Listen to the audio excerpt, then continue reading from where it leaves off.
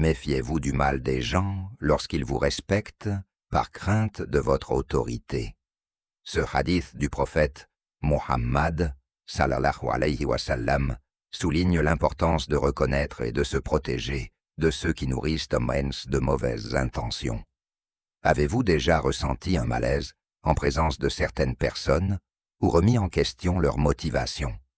Comprendre comment identifier un comportement maléfique peut vous aider à préserver votre bien-être et à maintenir votre foi en islam. Il existe des signes clairs qui peuvent nous aider à discerner la véritable nature d'une personne maléfique. Aujourd'hui, nous allons discuter de 7 signes qui indiquent que vous pourriez avoir affaire à une personne maléfique, enracinée dans les enseignements islamiques et la sagesse.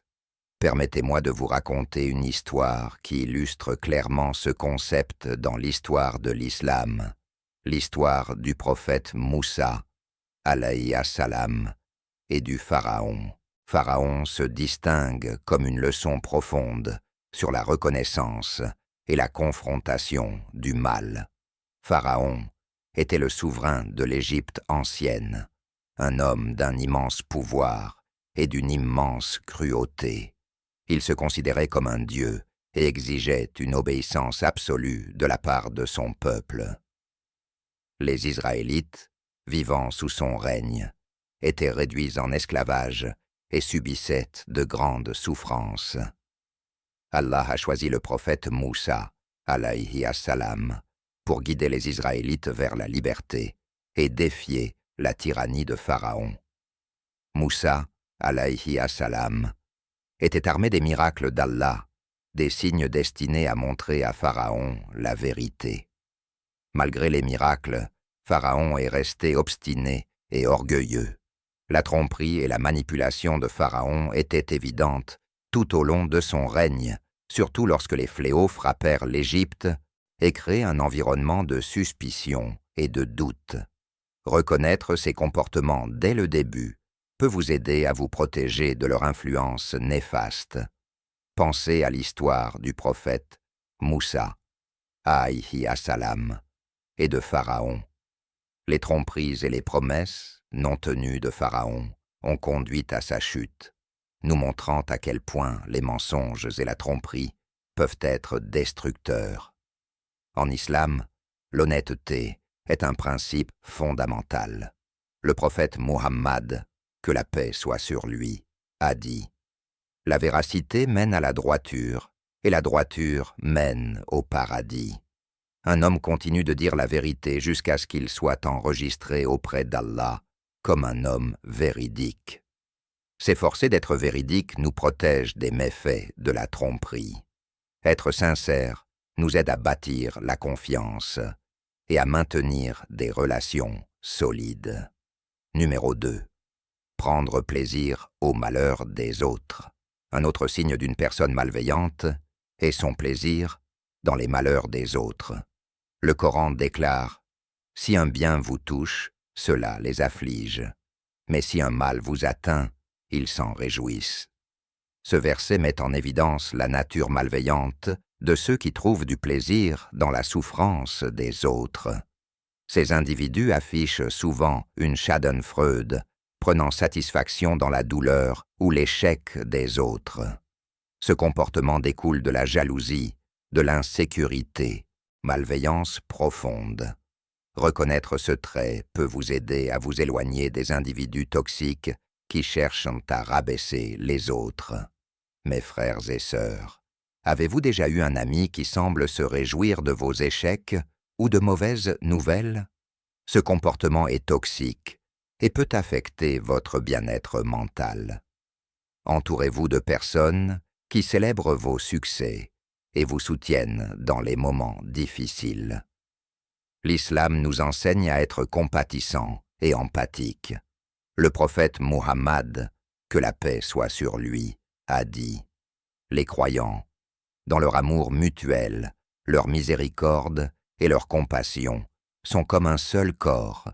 Si une partie souffre, tout le corps en pâtit. » Se réjouir des malheurs des autres va à l'encontre de l'esprit de la fraternité islamique. faire preuve de compassion et d'empathie nous aide à bâtir une communauté solidaire et bienveillante. Comportement contrôlant. Les individus malveillants manifestent souvent des comportements manipulateurs et contrôlants. Ils cherchent à dominer les autres pour satisfaire leurs désirs égoïstes. Le Coran nous conseille d'être prudents face à ces personnes et n'obéissez pas à l'ordre des transgresseurs qui sèment la corruption sur la terre et ne réforment pas. Les individus manipulateurs utilisent diverses tactiques, comme le chantage émotionnel, la manipulation mentale et la coercition, pour contrôler leur entourage. Ce comportement prive les autres de leur autonomie et crée un environnement toxique. Reconnaître et résister à une telle manipulation est crucial pour préserver votre bien-être mental et émotionnel. Dans l'islam, le respect mutuel et la justice sont grandement valorisés.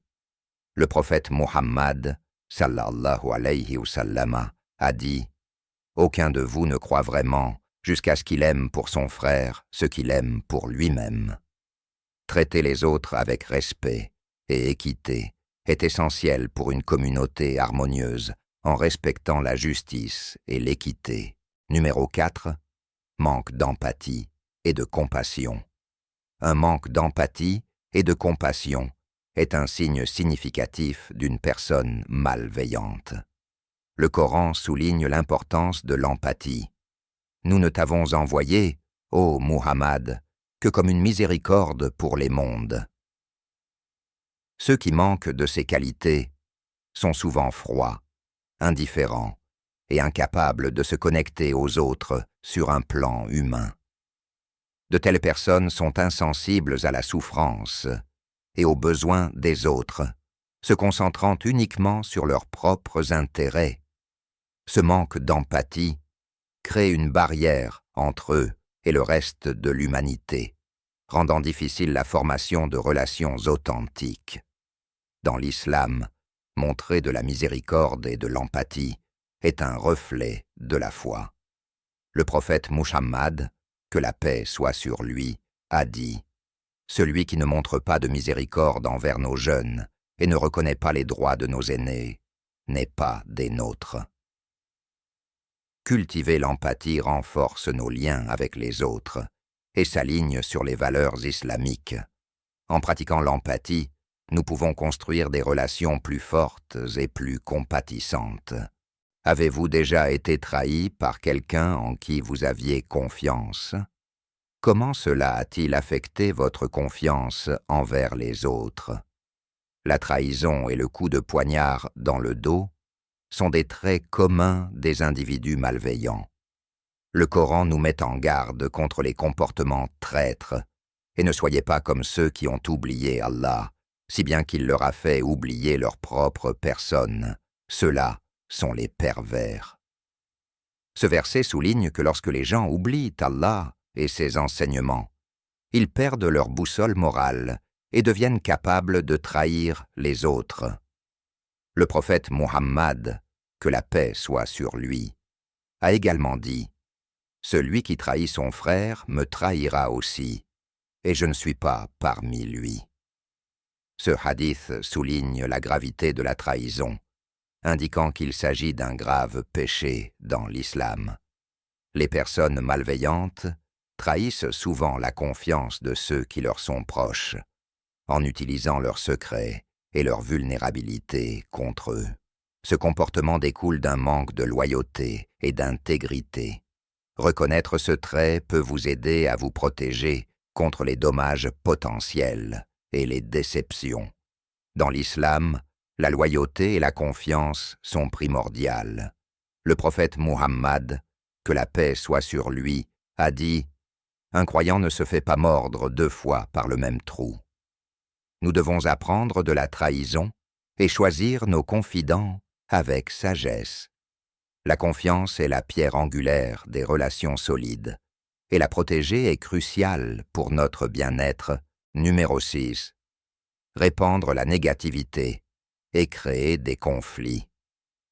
Les individus malveillants propagent souvent la négativité et créent des conflits partout où ils vont. Le Coran nous conseille d'éviter ceux qui sèment la discorde. Et ne soyez pas comme ceux qui se sont divisés et qui ont différé après que les preuves claires leur soient venues. Et ceux-là auront un grand châtiment. Ce verset nous avertit que créer des divisions et des conflits entraîne de graves conséquences. Le prophète, Muhammad, que la paix soit sur lui, a également dit « Les pires personnes aux yeux d'Allah, le jour de la résurrection, seront les gens à deux faces, qui apparaissent à certains avec un visage et à d'autres avec un autre visage. » Ce hadith souligne la nature destructrice de ceux qui provoquent des conflits et propagent la négativité, soulignant que ce comportement est méprisé en islam. Ces personnes prospèrent dans le chaos et la discorde, instiguent des disputes et répandent des rumeurs pour perturber l'harmonie. Leur présence entraîne souvent de la tension et du stress. Il est donc essentiel de s'éloigner de leur influence toxique. Créer et maintenir la paix est une valeur fondamentale en islam. Le prophète Muhammad, que la paix soit sur lui, a dit « Ne veux-tu pas que je t'informe de quelque chose de plus excellent en degré que le jeûne, la prière et l'aumône ?» Ils dirent « Oui, ô messager d'Allah. » Il dit « C'est de rétablir les choses entre les gens. Promouvoir la paix et l'harmonie devrait être notre objectif. En résolvant les conflits et en favorisant l'unité, nous pouvons bâtir une communauté plus forte et plus paisible. Numéro 7. Exploiter et profiter des autres. Mes frères et sœurs, vous est-il déjà arrivé de vous sentir utilisé ou exploité par quelqu'un? Comment cela a-t-il affecté votre confiance et vos relations? Exploiter et profiter des autres est un signe significatif d'une personne malveillante. Le Coran nous met en garde contre un tel comportement.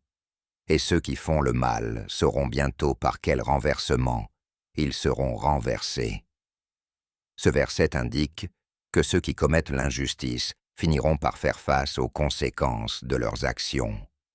Le prophète Muhammad, que la paix soit sur lui, a également dit « Aucun de vous ne croit vraiment jusqu'à ce qu'il aime pour son frère, ce qu'il aime pour lui-même. » Ce hadith souligne l'importance de traiter les autres avec équité et respect, suggérant que l'exploitation des autres va à l'encontre des principes de la vraie foi. Les individus malveillants utilisent souvent les autres pour leur propre intérêt, en négligeant leur bien-être et leurs besoins. Ils manipulent et exploitent les gens pour atteindre leurs objectifs, égoïstes, laissant derrière eux un sentiment de douleur et de trahison. Reconnaître ce trait peut vous aider à vous protéger contre l'exploitation et à maintenir votre respect de soi. En islam, traiter les autres avec équité et respect est un reflet de notre foi. Le prophète Muhammad, que la paix soit sur lui, a dit « Le musulman est le frère d'un autre musulman. Il ne lui fait pas de tort et ne le livre pas à celui qui lui fait du tort. Nous devons nous efforcer de traiter les autres comme nous voudrions être traités, en assurant l'équité et le respect dans toutes nos interactions. En comprenant ces signes, nous pouvons mieux nous protéger et maintenir notre foi et notre bien-être, mes frères et sœurs. Si vous souhaitez que cette vidéo atteigne plus de musulmans et musulmanes, partagez-la avec vos proches. Soutenez notre chaîne en vous abonnant si ce n'est pas encore fait. Votre abonnement vous assure de ne manquer aucune de nos futures vidéos et nous aide à créer plus de contenu de valeur pour vous. Rappelez-vous que reconnaître et vous protéger de l'influence des individus malveillants est crucial pour maintenir votre foi et votre bien-être. En comprenant ces signes, vous pouvez vous protéger et protéger ceux qui vous sont chers. Si vous êtes arrivé jusqu'à la fin, commentez « Je choisis la bonté » ci-dessous. Je vous remercie pour vos efforts. D'ailleurs, si vous souhaitez en savoir plus sur le maintien de relations saines selon une perspective islamique, ne manquez pas de regarder notre vidéo. Si vous voyez ces 7 signes, mettez fin à votre relation, même s'il s'agit de votre famille ou d'un ami.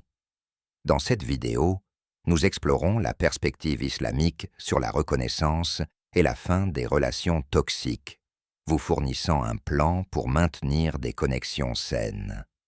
Ne manquez pas cette connaissance essentielle. Regardez-la maintenant et faites le premier pas vers une vie plus saine et spirituellement alignée. Assalamu alaikum et restez bénis.